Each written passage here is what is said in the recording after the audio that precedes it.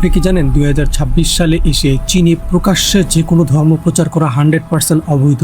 আপনি খ্রিস্টান, মুসলিম, বৌদ্ধ যাই হন না কেন, রাস্তায় ধর্মপ্রচার, লিফলেট দেওয়া, এমনকি পার্কে বসে গড নিয়ে কথা বললেও আপনাকে সাথে সাথে গ্রেফতার করা হতে পারে। 2025 সাল থেকে এই নিয়ম আরো কঠোর হয়েছে।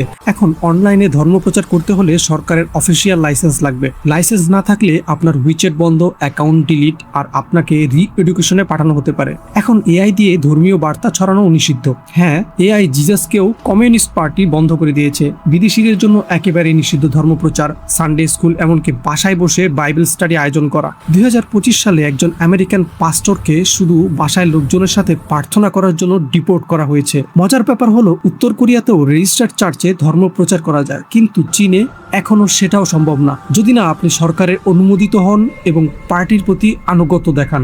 এখন লাখ লাখ চীনা বিশ্বাসী গোপনে বাসায় ধর্মীয় সমাবেশ করে। প্রতিবেশী যদি রিপোর্ট করে, পুরো গ্রুপকে অবৈধ ধর্মীয় সমাবেশের অভিযোগে গ্রেফতার করা হতে পারে। কিছু পাস্টর এখন 7 থেকে 10 বছর জেল খাটছে শুধু ধর্ম প্রচারের জন্য। চীন বলে তাদের ধর্মীয় স্বাধীনতা আছে, কিন্তু রাস্তায় দাঁড়িয়ে ধর্ম প্রচার করে দেখুন কতটা স্বাধীন।